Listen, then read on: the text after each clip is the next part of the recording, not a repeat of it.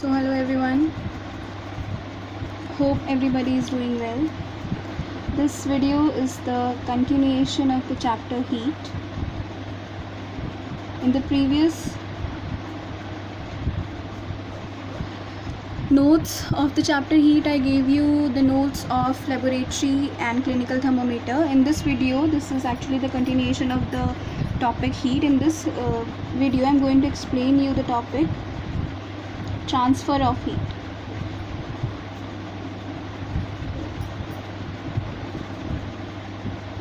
So before going much deeper into the transfer of heat, let's know something about the flow of heat.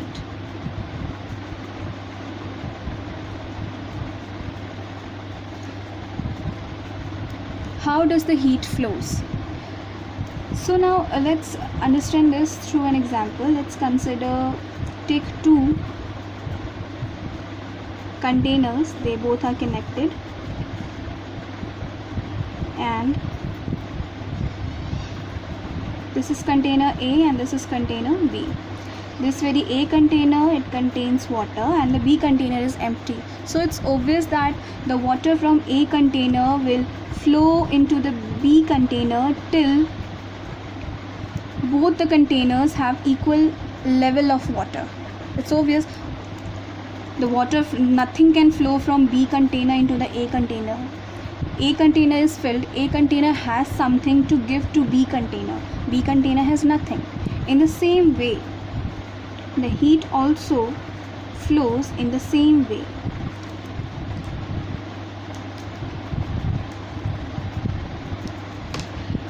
Heat always flows from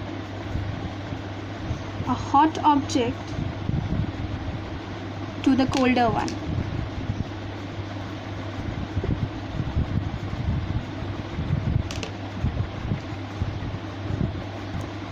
Or in the other terms, I can say that the heat flows from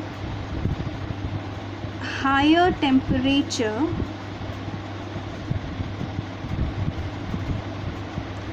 towards the lower temperature.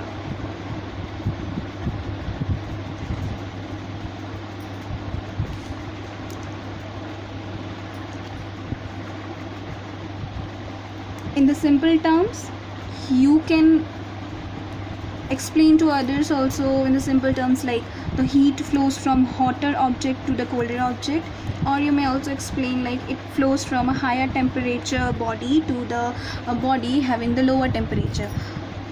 For example, you might have seen the elders in your home drinking tea or coffee. So while it is heat, steaming heat tea, they keep it on the table, and after some time that very tea becomes comes into the normal temperature, it becomes cold. How does it becomes cold? So the heat, it flows from the coffee into the surroundings. The heat, it flows from the coffee into the surroundings, from the higher temperature to the lower temperature, from a hotter object into the colder object. In the same way, you might have seen a glass containing chilled water. If you keep it outside the refrigerator, after some time that very chilled water inside the glass, it becomes quite warmer. How does this happen? The heat from the surroundings, it traveled from the surroundings towards the glass, and the chilled water inside the glass, it became warmer, or it came into the normal temperature. So in this way, the heat, it travels from a higher temperature to lower temperature, or from a hotter object to a colder object. So now let's proceed towards to our topic, transfer of heat. Now we know few things about the flow of heat. Now let's proceed towards our main topic, that is transfer of heat. So the heat transfers in three ways. The heat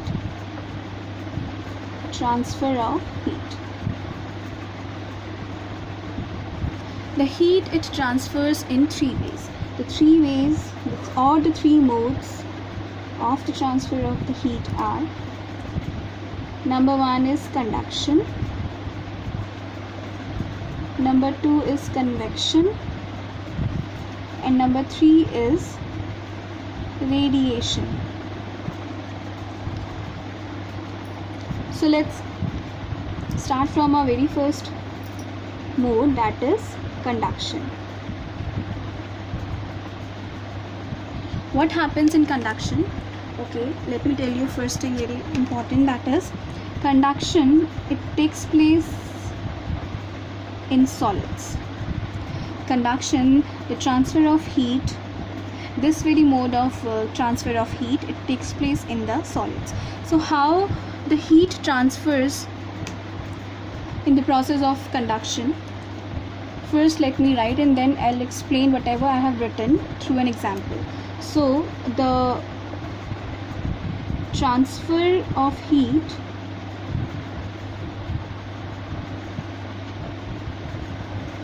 from a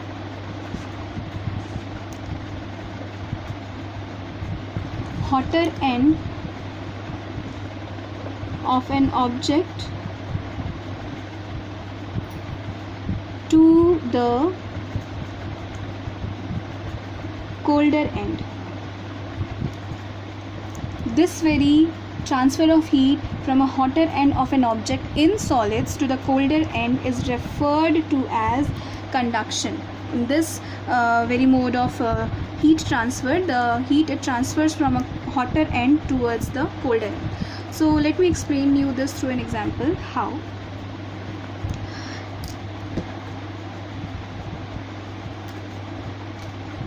Let us take a metal rod. Okay, now let me mark its two ends as A and B. Now what I did is I lit a candle at point A. After some time, what will happen is, if I'll try to touch the point, the end which is marked as B, I'll observe that it has also become hot. How? I am heating the part A, I am heating the end which is marked as A of the rod, and now I am touching the part B, which is the end B, which I have marked it as B. I am observing that the part B has become hot. How? Let me explain you how. See, the solids, as we know, the molecules in the solids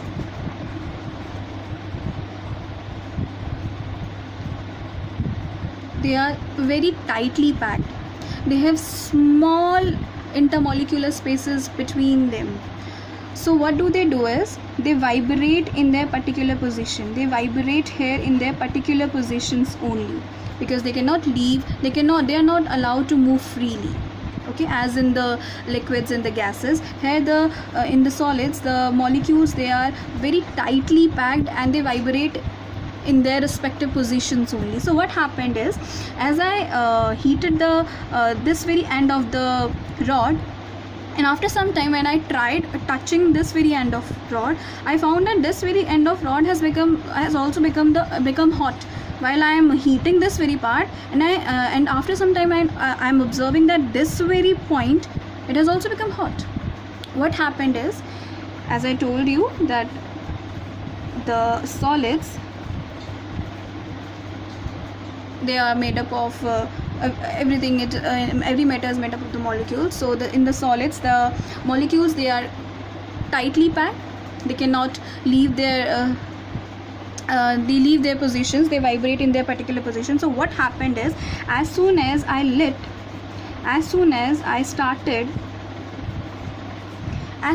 started heating this very end of the rod, the molecules here in this very end, it got heated up, and as soon as it got heat energy, it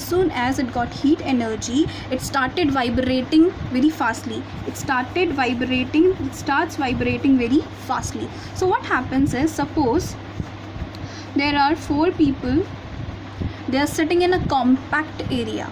So now what happened, this person, what he does is he does some movements.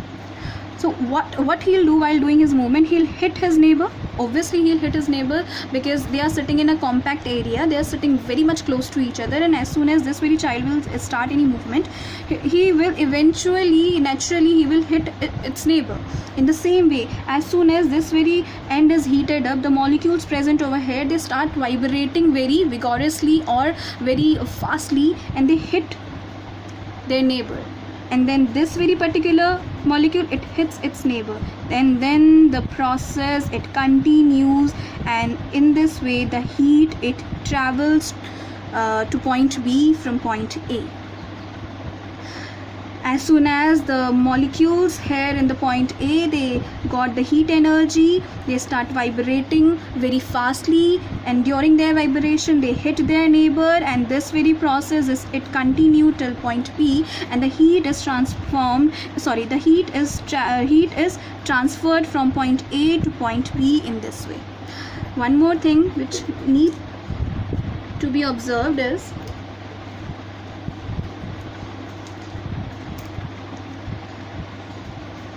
this very molecule, it didn't pop out and it went over here at point B to heat the point B. It didn't happen. It was here in its position only. The particle didn't leave its position. So what happened is, they vibrated and they hit their neighbor, and in this way the heat was transferred to point B, to the other end of the rod.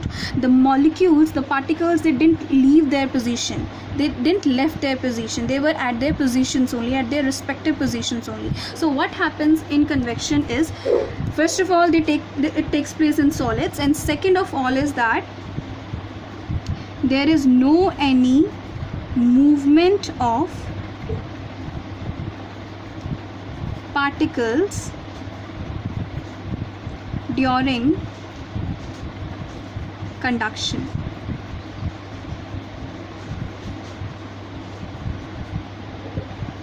So now there are different kind of solids in the sense, wood is also a solid, plastic is also a solid, metals, they are also solids. So see, there are certain solids which allow the heat to pass through them, the heat to travel through them, and there are certain solids which do not allow the heat to travel or to pass through them. Let me give you an example.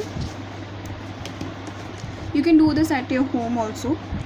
What you can do is, you can take a wooden strip, a plastic strip, and a metal strip or stick or rod or anything made of these 3 metals: wooden, plastic, and a metal one. Now do one thing, stick wax or butter at the top of these sticks. Now dip all these sticks in a mug containing hot water. You'll see that the butter or the wax which is stick on the top of the metal rod, it will start melting, and in the other 2 rods, the butter which is placed with the butter which is stick on the top of the other 2 rods, it will not melt at all. So through this experiment, we come to know that all the solids, they do not allow the heat to pass through them. Only the few solids, they are the metals like gold, iron, silver, etc. They allow the heat to pass through them. What they do is, they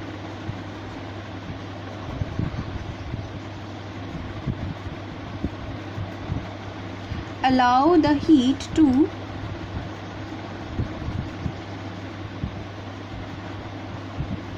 pass through them, and as they are good enough to allow the heat to pass through them, so they are termed as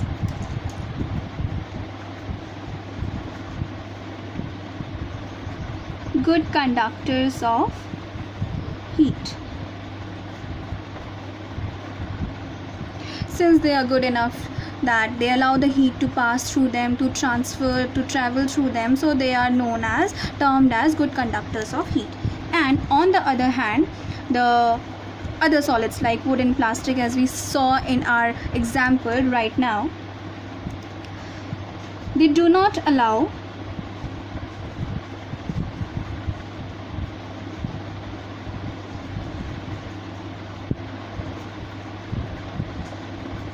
heat to pass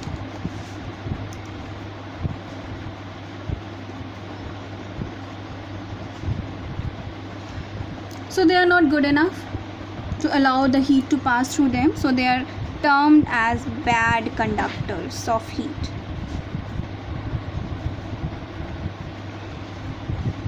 Or we have another name for them, they are termed as insulators.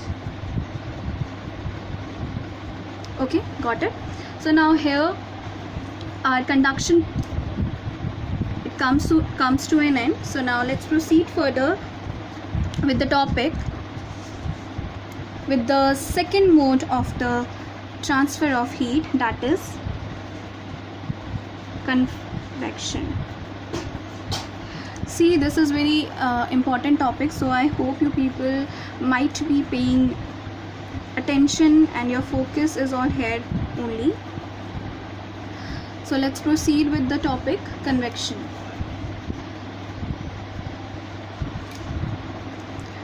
So now what happens in convection? This convection, it takes place in fluids. Fluids in the sense liquids and gases. Remember, liquids and gases, they have the molecules in the liquids and gases have much intermolecular spaces between them, so they are free to move. Okay, so now what happens in convection? It is same, but it takes place in fluids. The transfer of heat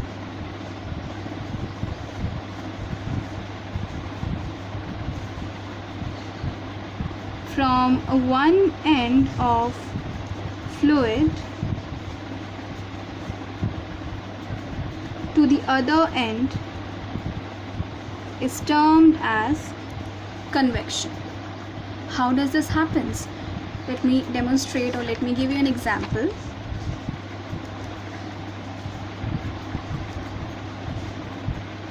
See, for example, we are what we are doing is we are heating water.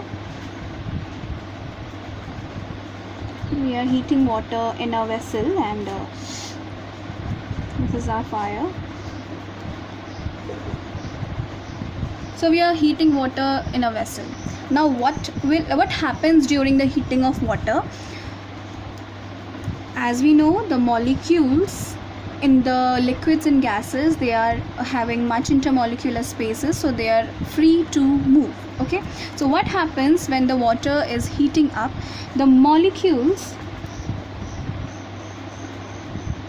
which are closer to this very heat source, which are closer to this very fire, which are closer to this source of heat, what they will do, they will heat up, and as soon as they heat up, they will rise up.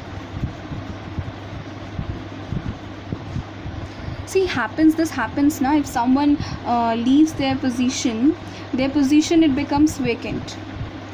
कोई भी इंसान अगर अपना position या अपनी जगह छोड़ता है तो उनकी जगह खाली हो जाती है, and some other person आके he takes their position. It happens. So in the same way, when these molecules which are closer to this source of heat, they heat up, they rise up, and if they rise up, then their positions, it become vacant. So the molecules, the colder particles from the surrounding, they rush to take their positions. They rush to fill these empty spaces, and as soon as they become they become hotter, they also rise up. And in this way, this circulation of the hotter and the colder particle, it takes place, and our water is heated up. What happens is, the hotter particles, they rise up, and the colder particles, they rush to take their position. Again, the hotter particles, they rise up, and the colder particles, they rush to take their position.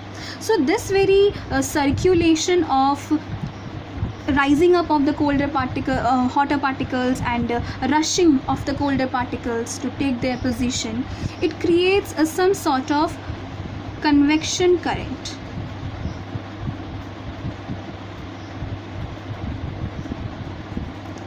It creates this circulation of the hotter particle and the colder particles. This very circulation, it forms a kind of fountain circulation pattern.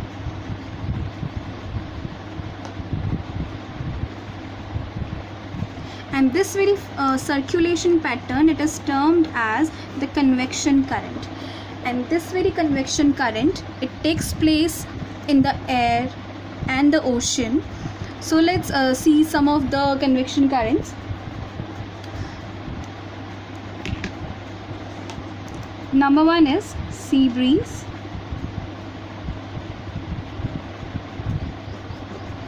And the other is the land breeze. Okay. So what happens in the sea breeze? How is it connected with the convection? The second mode of the heat transfer, how is it connected? So what happens during the sea breezes? See, during the daytime,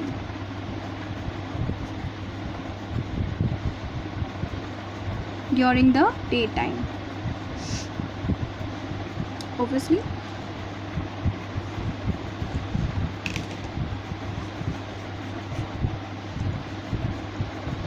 this is land and this is sea. So during the daytime,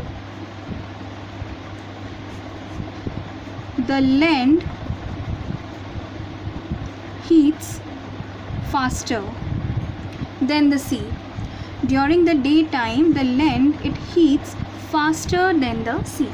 So what happens is, the land, it gets heated up faster than the sea. Then the air above the land, the air which is above the land, it rises up. The air above the land, it rises up. The air during the daytime, the land, it heats up faster, so the air above the land, it rises up. It becomes hot, obviously, and it rises up. So now, as the air, hot air is lighter, so it will rise up. So as the hot air, it becomes the air above the land, it becomes hot and it rises up, its place, it becomes vacant. So the air from the sea, the colder air from the sea, it rushes to take its place. So in this way, we say that the convection current from the sea to the land, it causes sea breeze. What happened is, I'll explain you again. During the daytime, this land, during the daytime, this land, it heats faster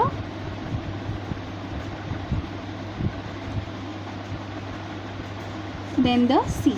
Okay. So the air above the land, it also became hot. So it became hot. So the hotter air is lighter, and as it is lighter, it rises up. It rises up, and as soon as it rises up, the spaces are left behind. So the cooler air from the sea, it rushes to take its place.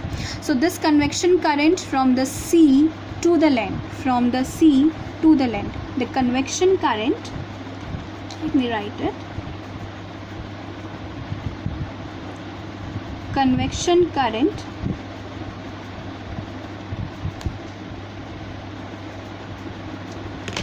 from the sea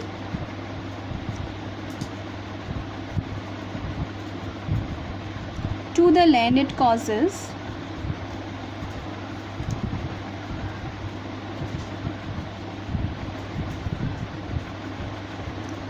sea breeze. So this brings us to our next land breeze.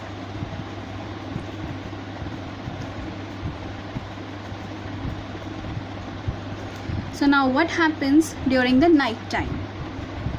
During the night time, what happens during night time? This is our land again, this is our sea. Now what happens during the night time? The land, it loses heat faster than sea during the night time. During the night time, the land, it loses the heat faster than the sea.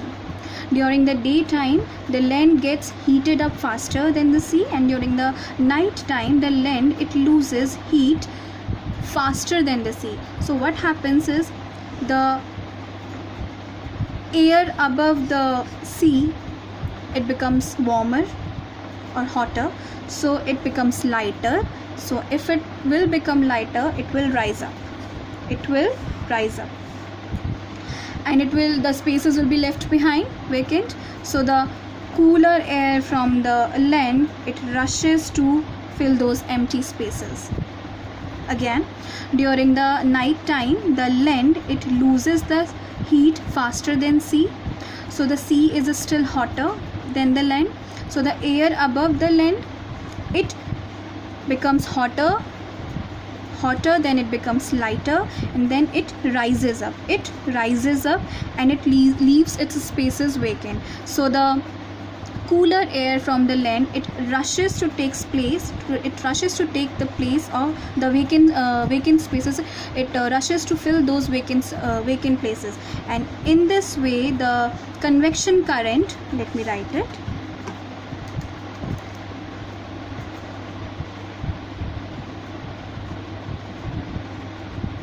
Convection current from the land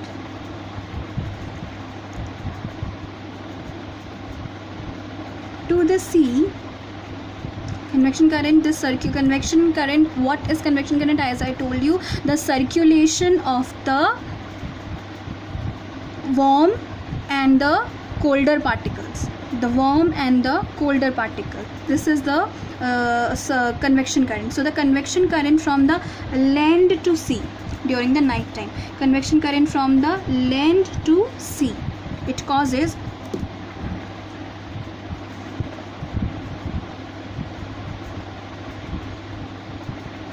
land breeze. What it causes? Land breeze.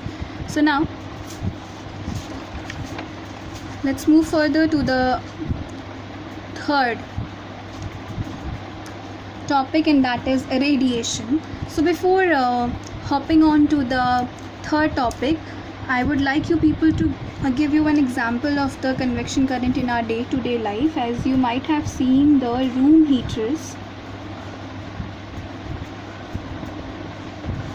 they are placed near the floor. Might have seen why they are placed near the floor. It is an application of the convection of current in your day-to-day life. They are placed near the floors of the room. They are placed so that the air, it get heated up, and the heated up air, it becomes lighter, and as it becomes lighter, yani ki halka, okay, lighter means halka, so heated up, the hot air, it will rise up, setting up the convection current in the room, and it will heat up the air in the room uniformly. Similarly, the ACs or the refrigerators का जो freezer होता है, they are kept they are fitted at the higher levels. Okay, these both are the applications of the convection of current in our day-to-day life. So now let's jump on to our third and the last mode of transfer of heat, that is radiation.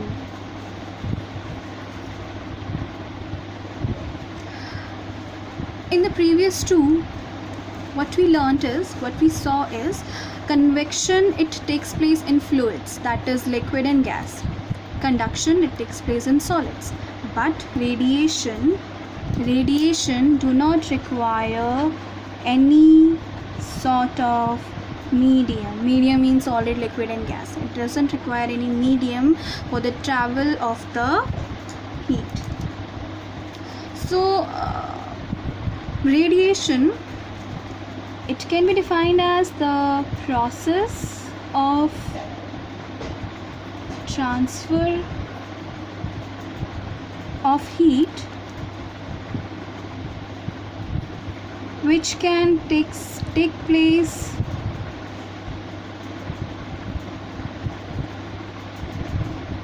without any medium. So simple. If it is not so simple, let me explain you through an example. See, we get energy from sun, right? What we get? Energy from sun, and this very energy, it is in the form of heat only, which is our chapter name. So listen, between the sun and our earth, there are certain places in the space which do not have any medium. Between the sun and our earth, there are certain places in the spaces which do not have any medium. Still, that very heat, it has traveled all the way long to us in the form of energy, in the form of heat. Also, the sun is very far away, many light years far away from us, and then also the heat has traveled all the way through the space to us, despite of this much distance, despite of no any medium. So what is this? This is the form of the transfer of heat through the third mode of transfer of heat, that is radiation, in which no any medium is required. Okay, so now one more thing to be noted, the radiations.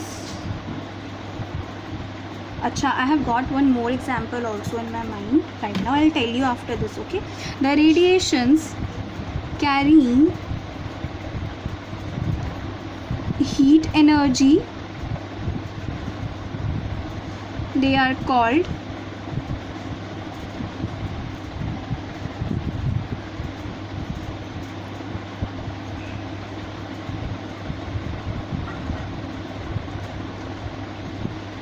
thermal radiations.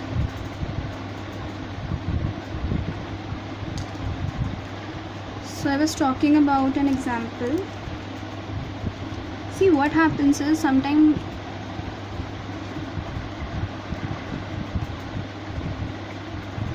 we feel in our surrounding there is we feel heat in our surroundings, but we are not in direct contact with that very hot object, but we feel like that something is burning, something is very hot in our surrounding, and also we are not in the direct contact with that very object. This is, and we are somewhere here, and still we can feel that something is there in the surrounding, something hot is there in the surrounding. So how this heat is traveling to us? This very heat is traveling to us without any direct contact. This also without any direct contact between the two objects, the heat is traveling to us. So this very traveling of heat, it also comes under the radiation. And heat, one more thing to be noted is, heat travels in the form of waves. Okay, so now what happens when the radiation carrying the heat energy, which are called as thermal radiations, when these thermal radiations they fall upon any object, when the thermal radiations object, suppose, and when these thermal radiations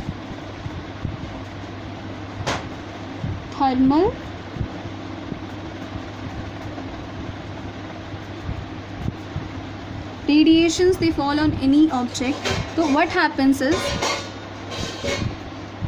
some of the thermal radiations they are absorbed, while some of the thermal radiations they are reflected. Some of the thermal radiations are absorbed and some are reflected. Since some of the thermal radiations are absorbed, when these thermal radiations are absorbed, the object is heated up.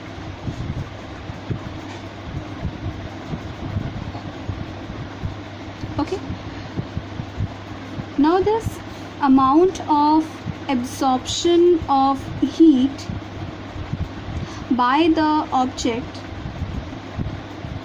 is different. It depends on certain objects. It depends on certain conditions. What are those conditions?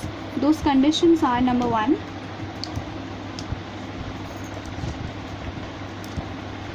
that is material of an object,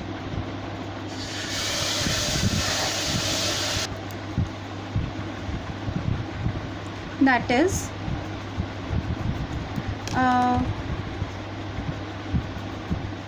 metals, they will absorb more heat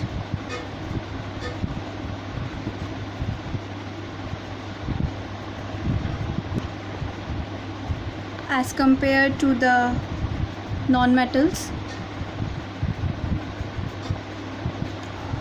It's quite obvious. Number two, depends on the color of an object, that is, for example, light colored object, they absorb less heat, also they give out less heat, while on the other hand the dark color object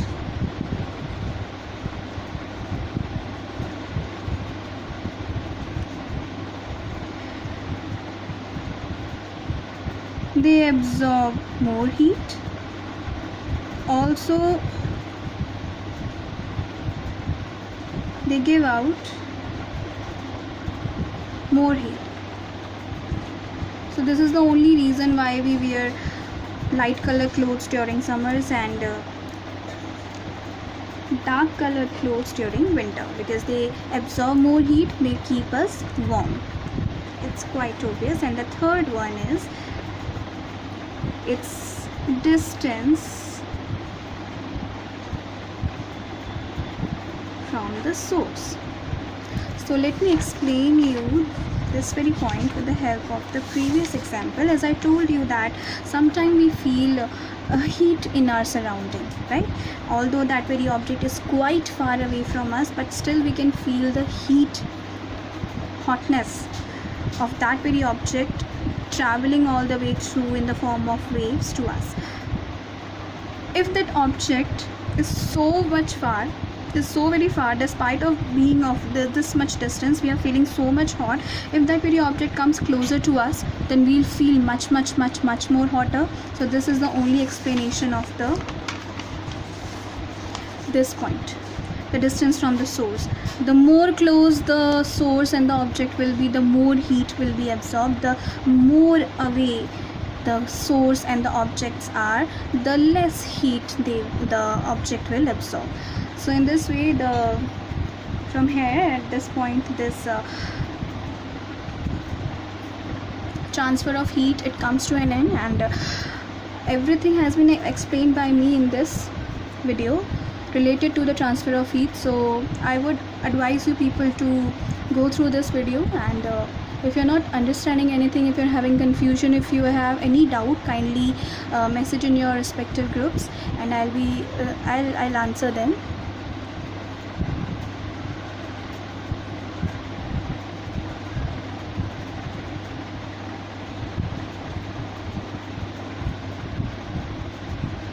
Till then, stay happy and stay healthy.